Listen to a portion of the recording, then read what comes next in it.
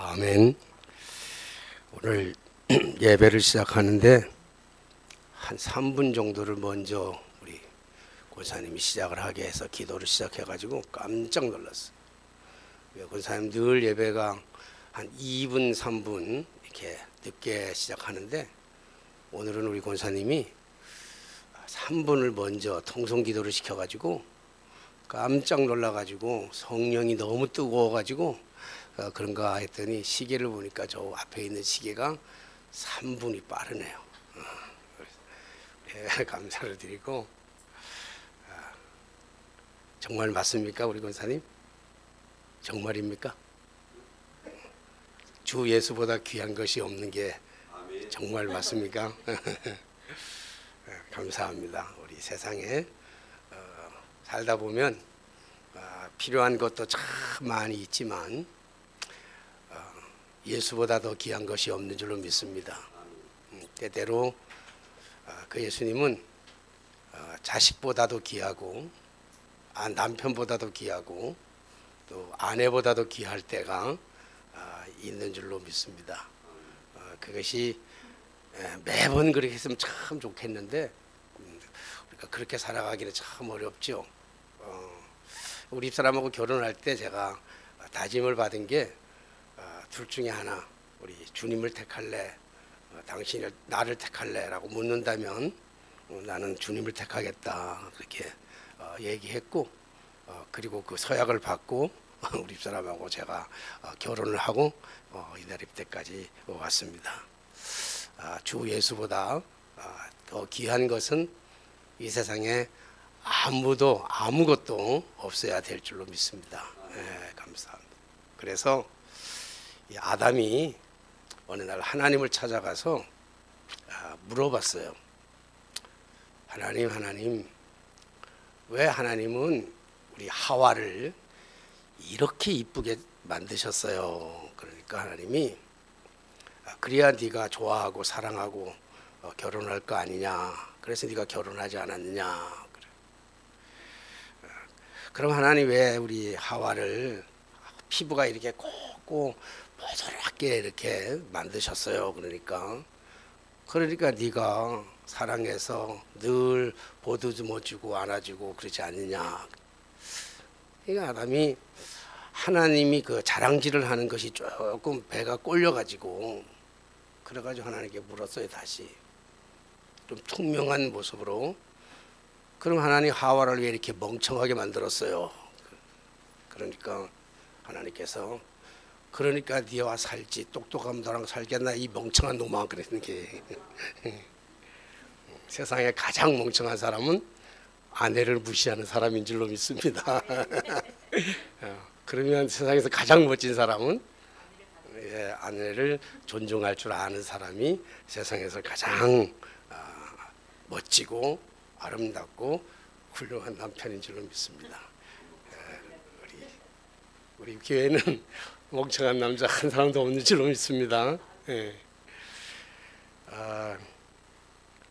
지난주 그 설교는 부흥에 대해서 말씀드렸습니다.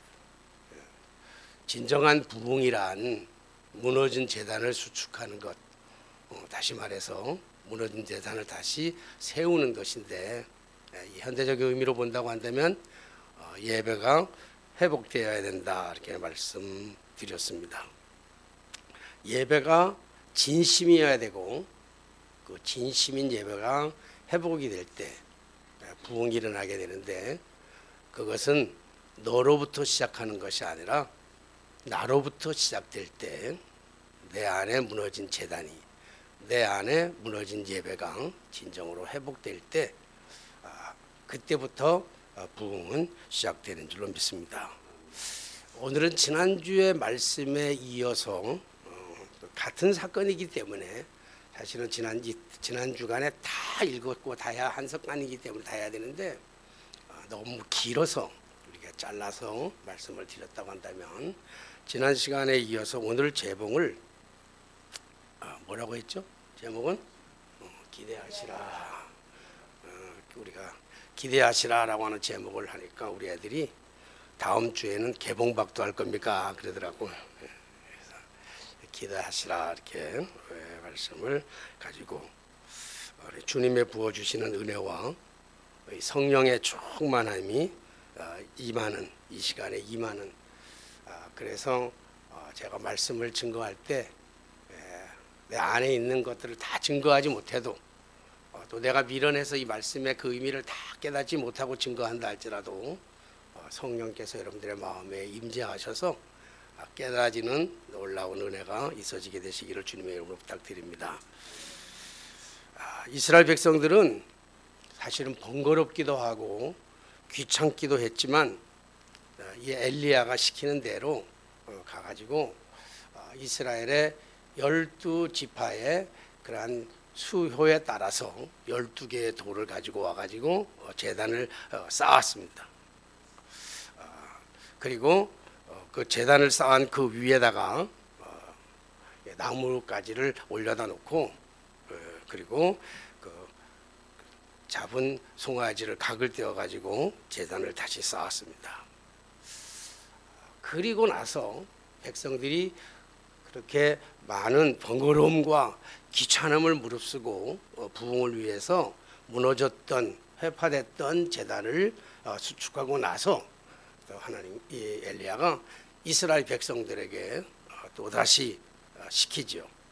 뭐라고 얘기하냐면 이제는 제단의 주위를 돌아가면서 도랑을 파는데 도랑을 어느 정도 파는가 하면 곡식 종사 2세아 정도 들어갈 정도로 도랑을 팔아. 그러니까 2세아는 우리가 잘 모르겠지만 한 세아가 7.5리터 그러니까 마른 곡식을 담을 수 있는 그 그릇인데 7.5리터 정도 담을 수 있는 그릇이라고 해요.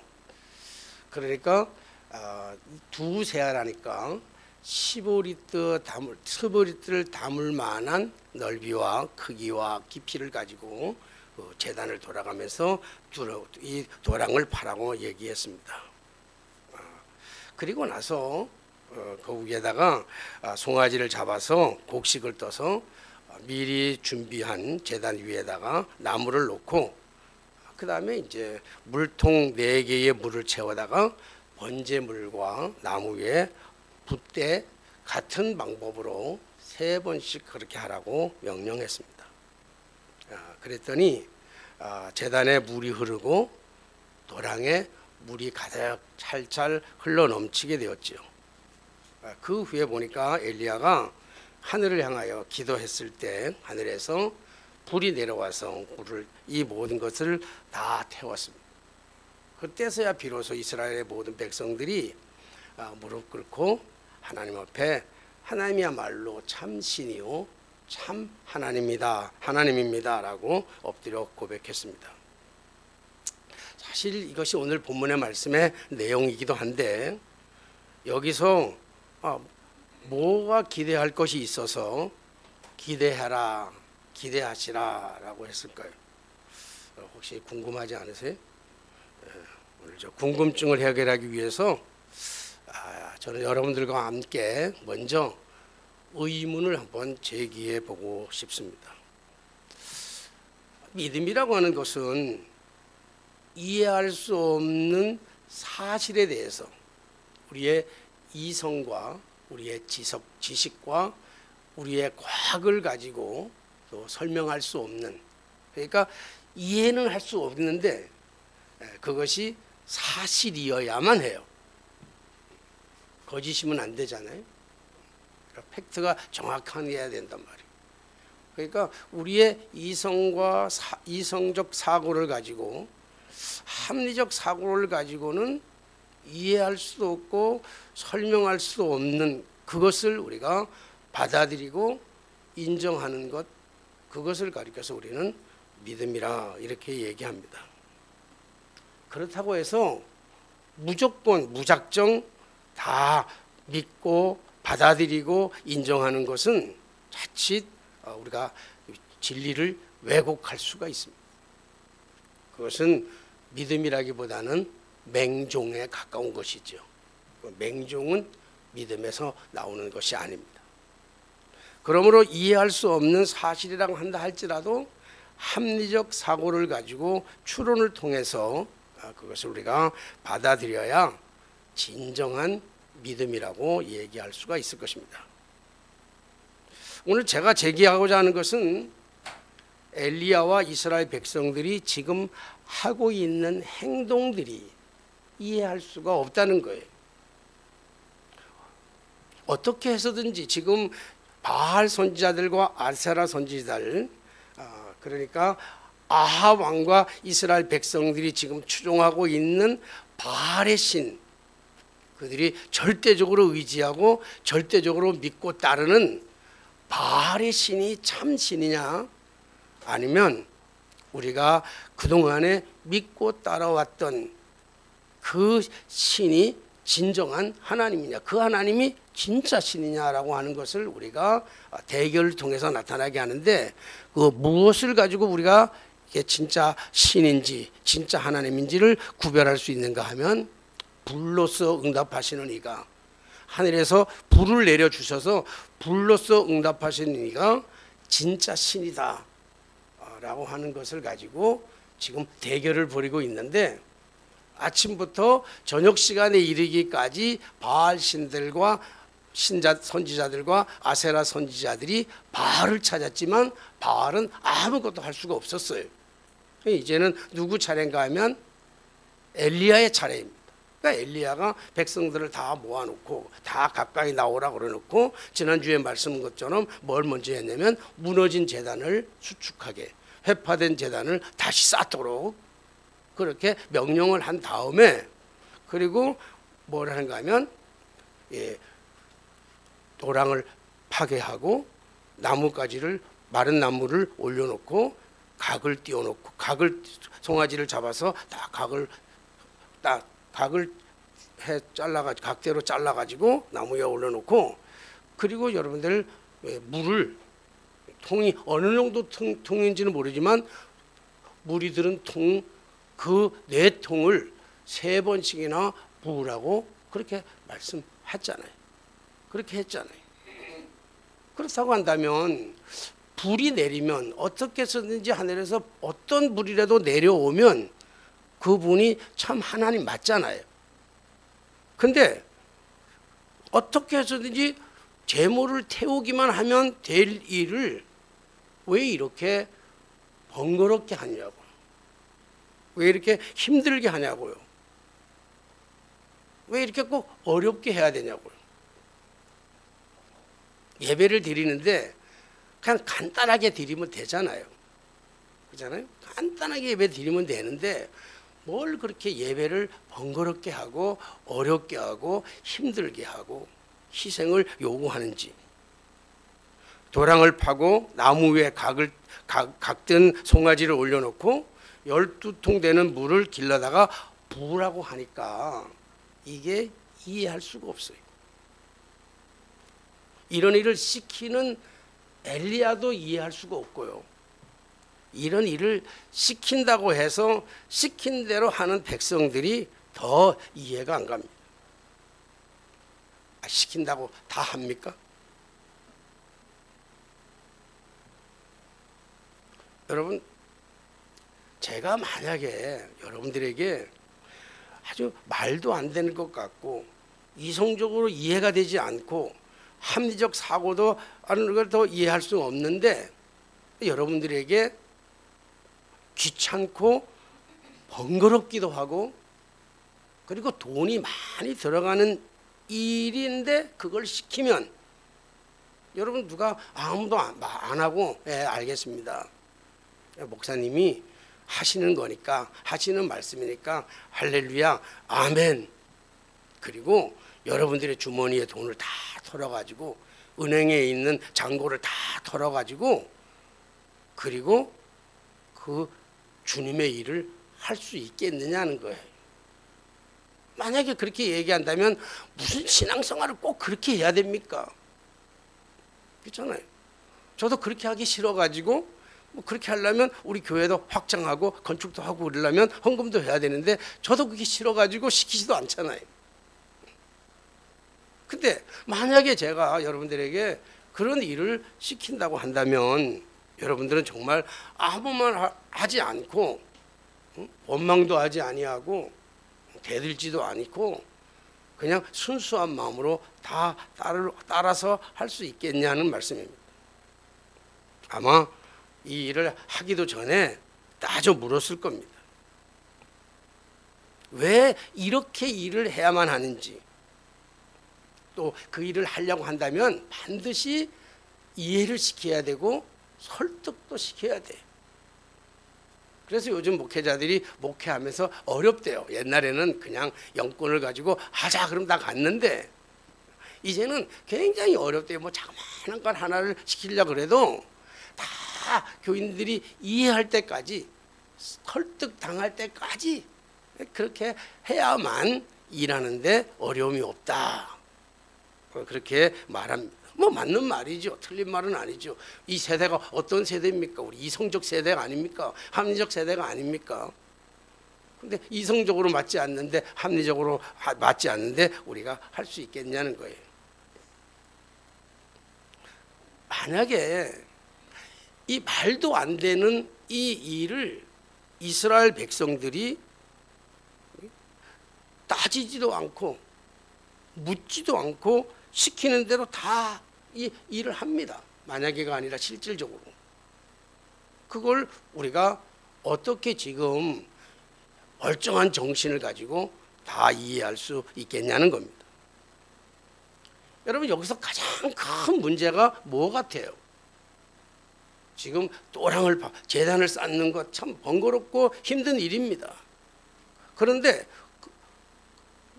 거기다가 나뭇가지를 올려놓고 송아지를 각을 띄고 그리고 또랑을 파고 물을 갖다가 12토당 되는 물을 갖다가 붓다고 한다면 여기서 가장 이해할 수 없는 게 뭐예요?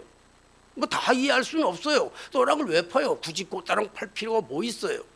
그렇잖아요? 근데 여기서 제일 저는 이 말씀을 읽으면서 문제를 제기하는 걸 참 좋아해요. 저는 성경을 읽으면서 조금 이해가, 그냥 옛날에는 그냥 무조건 아멘 아멘 아멘 하고 받아들이고 믿었어요.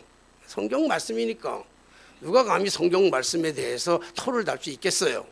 그러니까 옛날에는 그냥 아멘 아멘 했는데 그 말씀이 진짜 내 것이 되기 위해서는요, 의문을 제기할 때가 참 많아요. 그래서 그 의문이 풀려야만 그것이 진짜, 아까도 얘기했잖아요. 설명할 수는 없지만 우리가 이해할 수 없는 사실을 설명할 수는 없어요. 설명은 안 돼요. 사실은 그 설명할 수 있는 게, 설명이 되었다고 한다면 그건 지식이고 과학이고, 하나님을 우리가 설명한다고 한다면 그 설명된 하나님은 우리의 지식 속에 가두게 되는 거거든요.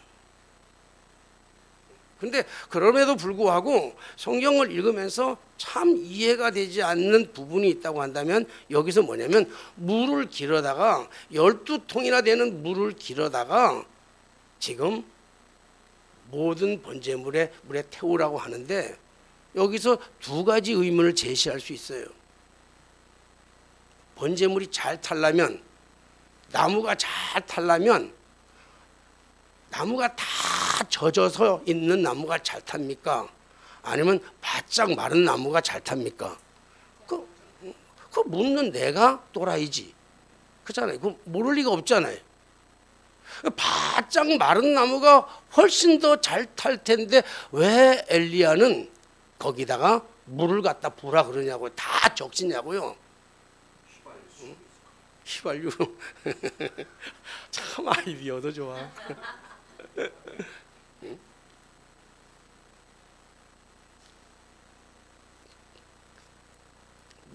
우리 권사님 너무 놀라운 아이디어를 제공해가지고 갑자기 내가, 아까 내가 유머할 때는 우리 교인들은 웬만한 유머 가지고는요 웃지도 않아. 근데 이 휘발유라니까 다 웃잖아. 나도 웃잖아요. 우리 교회 대단한 교회예요. 근데 지금 이 사건이 일어나게 된 진짜 이유는 뭐예요? 이 진짜 이유는 아합과 엘리야가 지금 만나가지고 이 대결을 벌리는 진짜 이유가 뭐냐고요. 참 하나님이 누구냐를 찾는 일인데 참 하나님을 찾기 위해서 어떤 문제가 있었냐면 물이 없는 거예요. 3년 동안 물이 없잖아요. 가뭄이 들었잖아요. 백성들이 물이 없어가지고 좀 다 죽게 되었고 짐승들이 다 죽게 되었잖아요. 그래서 아합이 자기들의 짐승들, 사람 걱정 안 하더라도 자기들의 짐승까지 죽게 되었으니 짐승을 살려보겠다고 지금 시내를 찾고 있던 중에 엘리야를 만난 거 아닙니까? 시내가 다 말랐잖아요. 저수지가 다 말랐잖아요. 옹달샘들이 다 말랐잖아요. 그런데 어디 가서 물을 구합니까? 작은 물도 아니잖아요. 12통이나 되는 물을 그렇게다 오라 그러는 거예요. 태우려면 바짝 마를수록 좋은데 왜 물로 적셔요? 그러니까 이 물을 구할 수도 없지만 이 물이 얼마나 귀한 물이에요. 이 물을 재물에다 갖다 붓는 거는요, 낭비라고 해요. 낭비. 세상에 이런 낭비가 어디 있어요? 우리 신앙생활 하면서 때때로 우리가 드려야 되는 이 많은 헌신들이 우리가 많은 사람들이 낭비라고 생각할 때가 있어요. 예수님의 발 앞에 옥합을 깨뜨려서 향유를 드릴 때에 제자들은 그 모습을 바라보면서 뭐라고 얘기했냐면 뭐라고 얘기하셨죠? 낭비라고 생각했어요. 낭비. 매일 이걸 쓸데없는, 낭비가 뭐예요? 낭비라는 거는 쓸데없는 데다가 쓰는 걸 가지고 낭비라고 그러잖아요. 그러니까 예수님의 발 앞에 왜 붓냐고. 낭비하게 그거 팔아가지고 가난한 사람들에게 나눠주면 얼마나 좋은데, 가난한 사람들에게 나눠주는 게. 나눠주는 것도 좀 잘 나눠줘야 되겠더라고요. 후배 목사하고 저쪽 시흥지방에서 목회하고 있는 후배 목사하고 이게 통화를 하다가 아주 재미난 이야기를 하나 들었어요. 나라에서 지금 돈을 지급해 주잖아요. 무슨 지역 뭐 민생화폐를 주는데 얼마 주지요? 15만 원을 주는데요. 저소득층 사람들한테는 40만 원을 준대요. 근데 자기 교회에 나이가 많이 혼자 사는 그 저소득층 사람이 있대. 한 40대, 50대 가까이 되는 저소득층 사람이 있는데 이 사람은 무슨 사람이냐면 알코올 중독자래요. 그래서 이 목사님이 늘 찾아가 가지고 술 먹지 말라고 늘 얘기하고 있는 돈도 가끔씩 뺏어오기도 하고 돈 달라 그래도 안 준대. 왜요? 술을 못 먹게 하려고. 그래서 지금까지 평상시에 술 알코올 중독자인데 돈이 없으니까 일주일에 한 번 먹었대. 나라에서 40만 원을 주니까 날마다 먹는데. 깜짝 놀랐어요. 아, 준다고 다 좋은 것만이 아니구나. 그러면서 그 목사가 얘기를 해요. 하나님이 나에게 지금 40억을 준다고 한다면 나는 거절하겠다 그러더라. 왜? 그 40억을 어디다가 쓸 줄 모르겠대. 자기는. 그래서 타락할 것 같아가지고, 망가질 것 같아가지고. 그러니까 줘도 잘 줘야 돼. 쓰는 것도 잘 써야 돼요. 응? 오늘 지금 이스라엘 백성들이 지금 물이 말라서 다 죽게 되었습니다. 물이 없어가지고. 그런데 엘리야가 물을 길어다가 번제와 나무에다가 부라고 얘기합니다. 그러면 좀 튀어야 될 거 아니에요. 왜 그러냐고, 왜 낭비하냐고 튀어야 될 텐데 이스라엘 백성들은 아무도 그 문제를 제기하는 사람이 없었다는 거예요. 너무 놀라워요. 이게 어떻게 이 문제를 아무도 제기하지 않을 수가 있을까? 물론 이 말씀을 준비하면서 추론을 해보니까 아무 말은 안 하면서 그 일을 다 행했지만 속으로는 아마 별의별 생각, 나 같은 생각들을 다 했을 거예요. 그 중에는 말도 안 되는, 속으로 투덜대면서 일하는 사람들도 있었고 아무 생각 없이 그 일을 하는 사람도 있었고요. 그 중에는 악감정을 가지고 물을 갖다가 붓는 사람도 있었을 거예요. 그래, 당신이 그렇게 시키니까 내가 한번 하지. 그런 악감정은요, 물을 더 많이 갖다 붓을 거예요. 왜? 더 번제에 더 붓지 말라고 물을 더 갖다 붓을 거예요. 한번 두고 보자. 네가 맞는지 아닌지 두고 볼 거야. 그렇게 갖다가 두고 보자라고 하면서 일을 갈면서 그 일에 동참했던 사람들도 있지 않았을까? 내가 추론하는 거예요.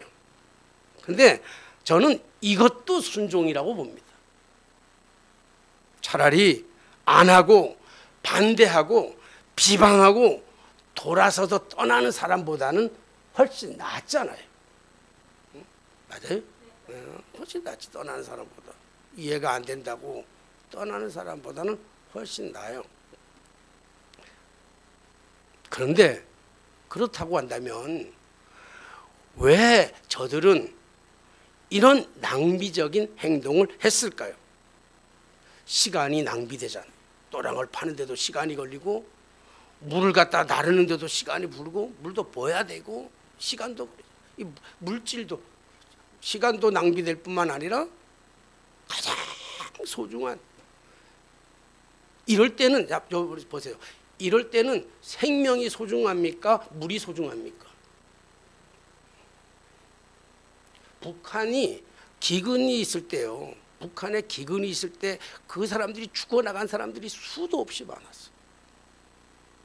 가뭄의 문제도 있었어요. 홍수의 문제도 있었어요. 그러나 북한 사람들이 기근으로 수없이 많은 사람들이 죽어나가야 된 가장 중요한 배경이 뭐냐면요. 종자 씨를 다 먹어서 그래. 배가 고파가지고. 봄 돌아오면 씨를 심어가지고 그 곡식의 씨를 심어가지고 여름에 가을에 추수를 해야 되는데 그때까지 그 종자를 가질 수가 없어. 그래서 그걸 먹는 거예요. 그러니까 생명을 유지할 수 없는 거예요.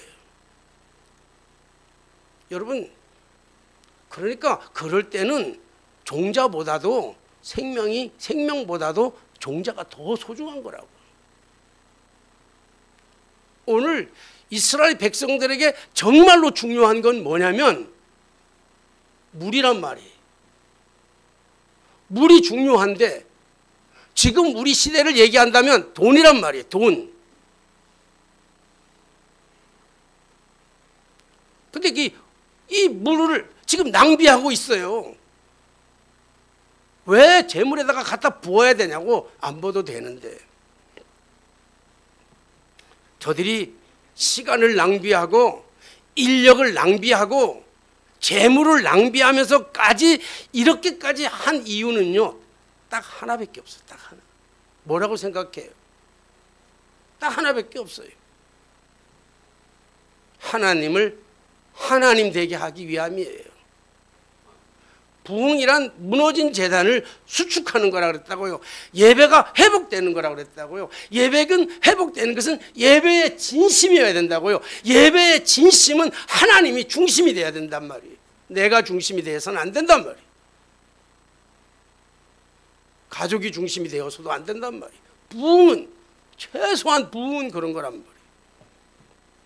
그러니까 저들이 엘리야가 그렇게 요구하고 이스라엘 백성들이 할 수 있었던 그 이유, 딱 하나의 이유는 하나님이 하나님 되게 하심을, 하나님이 이 모든 것을 다 태울 것이라고 하는 분명한 믿음이 있었기 때문에 그래요. 우리 하나님은요, 하늘에서 불을 태우는데 별똥별 하나 뚝 떨어뜨려 가지고 그 태우는 그런 하나님이 아니고요.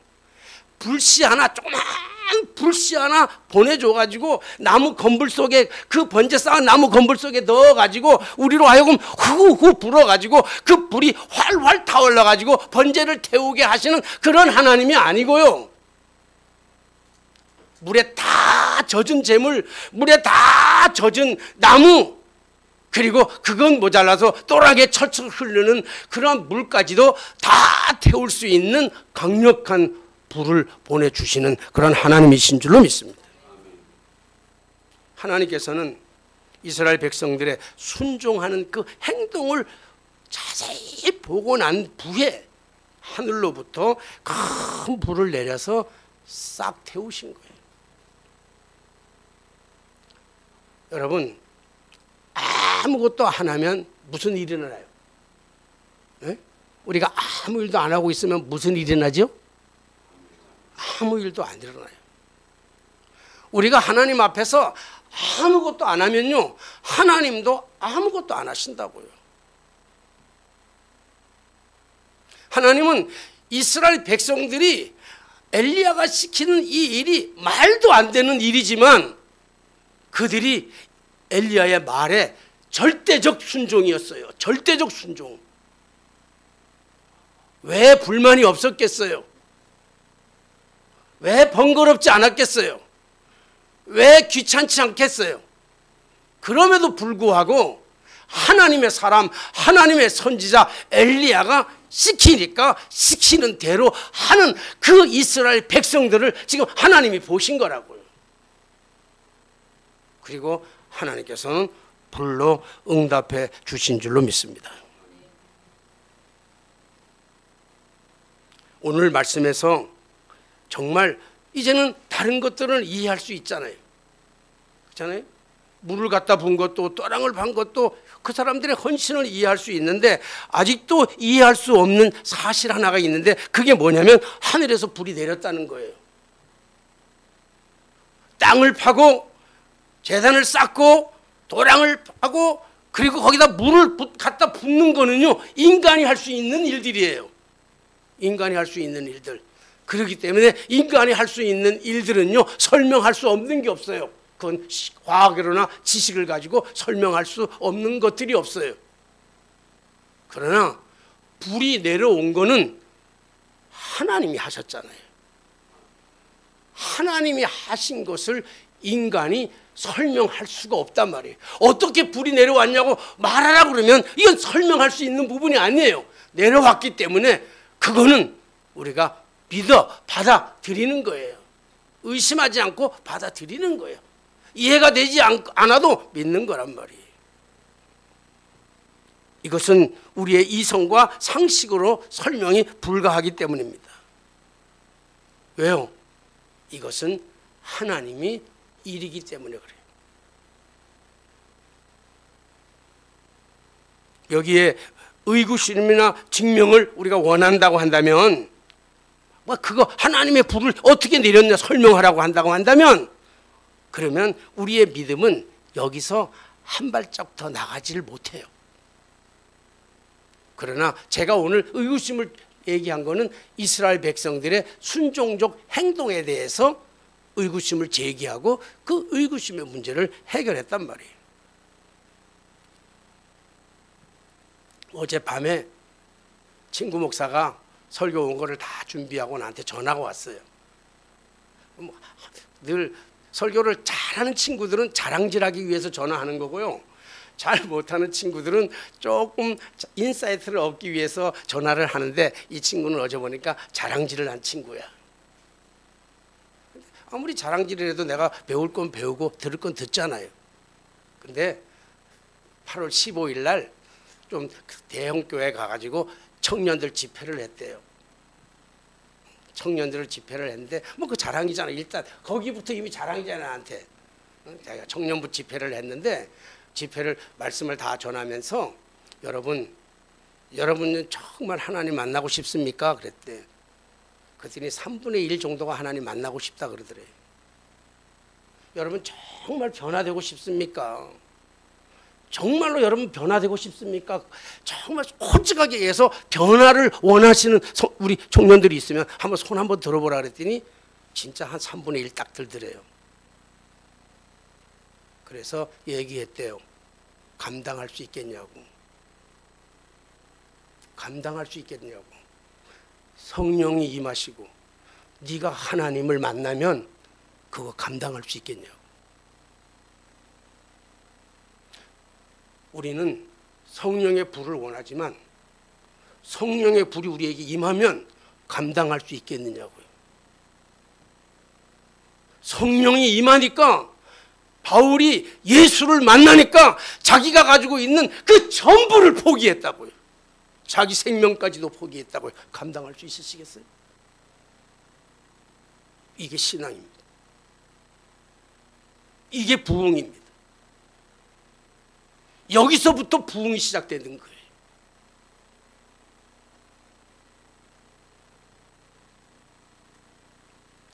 사랑하신 여러분, 우리의 인생에 최고의 축복의 순간이 언제인 줄 아십니까? 이거를 마치려고 그래요. 여러분, 내 인생의 최고의 축복의 순간이 언제입니까?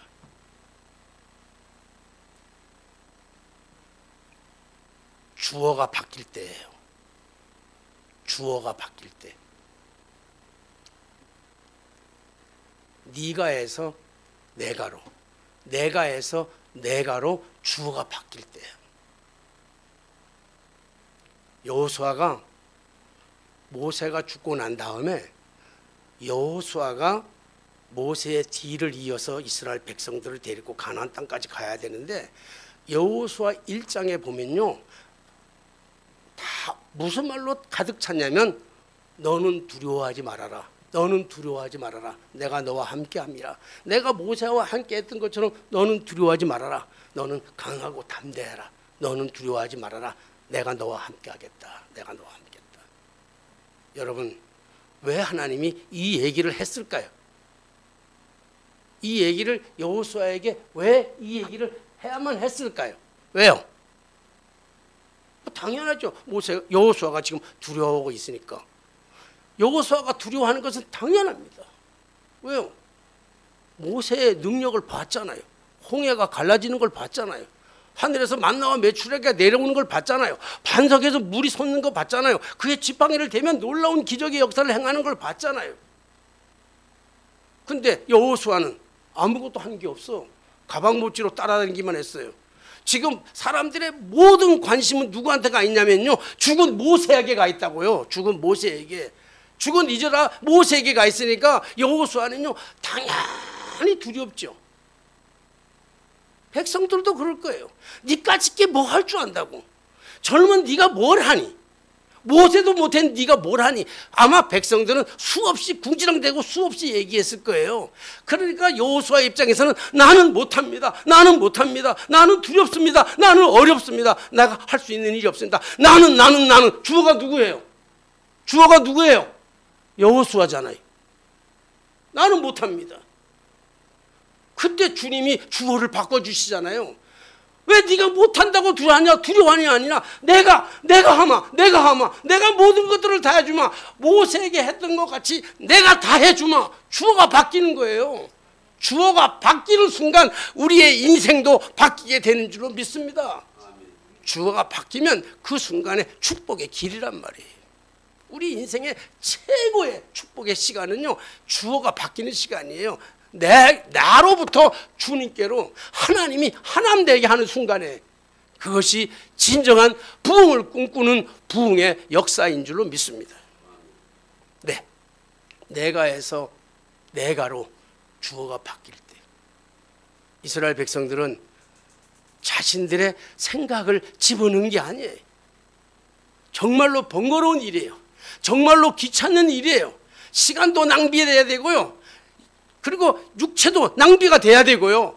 가장 중요한 거는 자기들의 가장 소중한 그 물, 우리로 지금 얘기한다면 그 돈도 헌신해야 되는 그러한 엄청난 희생이 따르지만, 그러나 하나님이 하나님 되게 살아계신 하나님이 그 하나님이야말로 참 하나님으로 인정할 때 하늘에서 불이 내려와 그들이 비로소 하나님이 하나님됨을 알면 그분이야말로 참 하나님이시오, 그분이야말로 참 신이시오, 그분이야말로 우리의 생애를 다 맡겨도 될 만큼 위대하신 분이라는 사실들이 그들의 고백이잖아요. 사랑하신 여러분, 오늘 주어가 바뀌는 그 놀라운 은혜 기대하시기를 바랍니다. 네, 기도하겠습니다. 하나님 아버지, 은혜를 감사합니다. 연약하고 부족한 저희들을 지금까지 인도하여 주시고, 때로는 절망하고 좌절하고 탄식하고 슬퍼할 때도 우리를 버리지 아니하시고, 우리의 곁에서 우리를 보호하시고 우리를 위로하시고 우리에게 힘 주시고 능력 주셔서 지금까지 견딜 수 있도록 인도하여 주신 것을 감사합니다. 언제나 내 삶의 중심에는 내가 있었습니다. 내 경험, 내 지식, 내 재물, 내 재능, 이 모든 것이 내 삶의 중심으로 가지고 있었습니다. 그럼에도 불구하고 그것으로 인해서 더 힘들고 더 어렵고 더 괴롭고 더 걱정하고 더 염려했던 우리의 삶 속에 주님 오셔서 주어 바꾸라고 말씀하고 계십니다. 네가 하지 말고 내가 해주마. 내가 해주마. 하나님이 하나님됨을 인정하는 그 순간에 이 모든 것을 내가 해주마 말씀해 주시는 주님의 그 말씀을 경청하게 하시고 우리가 이성적으로 합리적으로 경험적으로 이해되지 않는다 할지라도 주님 말씀하시면 나아가게 하시고 주님 말씀하시면 멈출 수 있는 저희들의 신앙이 되게 하여 주옵소서. 예수님의 이름으로 기도하옵나이다. 아멘. 찬송가